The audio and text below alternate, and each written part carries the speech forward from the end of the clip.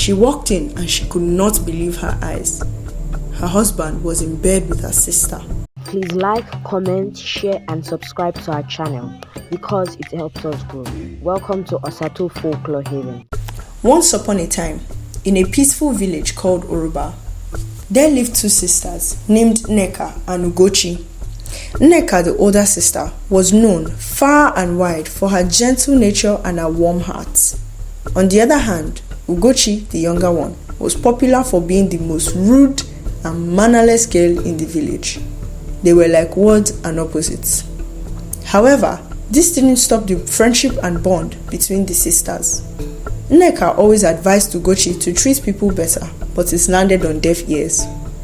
The bond between Nneka and Ugochi grew as they both grew older. Despite their close bond, envy brewed within Ugochi's heart like a hidden flame.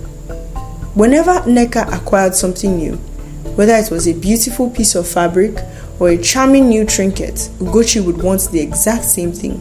If Nneka made a new hairstyle, Ugochi wanted the exact same hairstyle.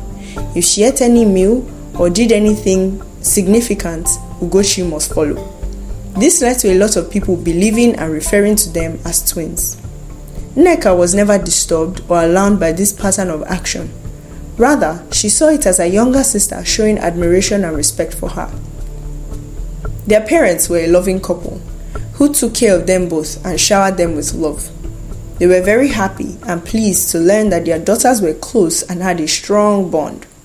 However, they were concerned over their daughter's unmarried status, particularly as both Nneka and Ugochi were approaching the age where marriage proposals were expected. Yet, they had no suitors. They were very beautiful girls, but yet no suitors. One day, as the sun set, casting a radiant glow upon the tranquil river, Nneka went to the river to watch the sunset and sing.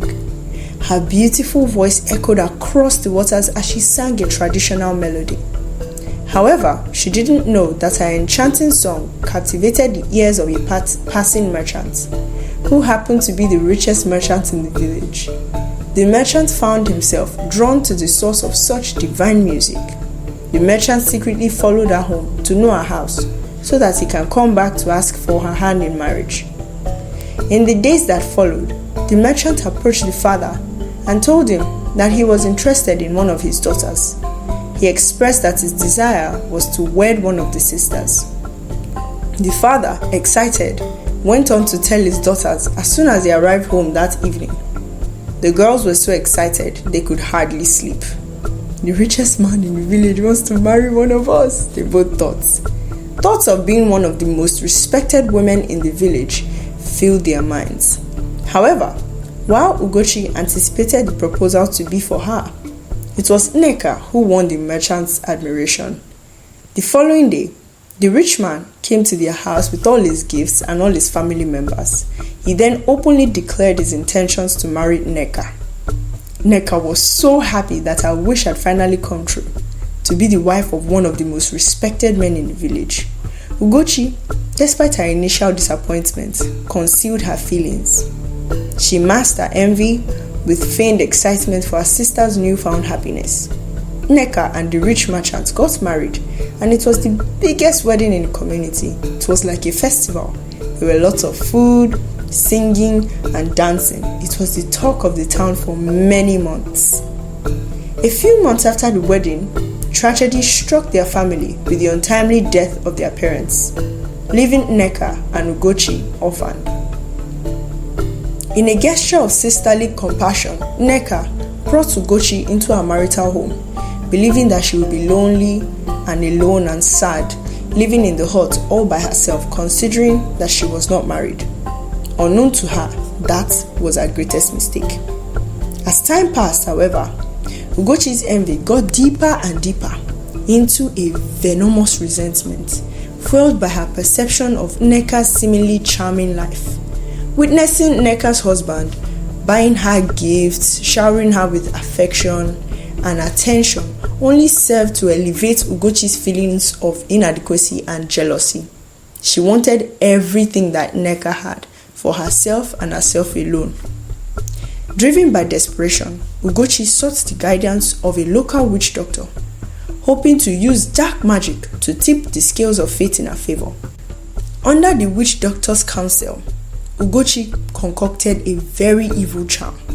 The witch doctor gave her a charm to take on her period and told her that when she's on her period, she should put her blood in whatever food that she was cooking for her sister's husband in order to be witch Nneka's husband. When Nneka fell sick, she was weakened by the strain of another miscarriage and she could not cook for her husband. So Ugochi had to do the cooking.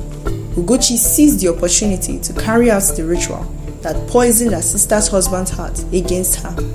Under the influence of dark magic, Ugochi's husband's affections waned and his gaze began to turn towards Ugochi with newfound interest and desire. When Nneka was finally healed from the miscarriage, she realized that her husband's side of the bed had been empty and he had not slept in their room for several days.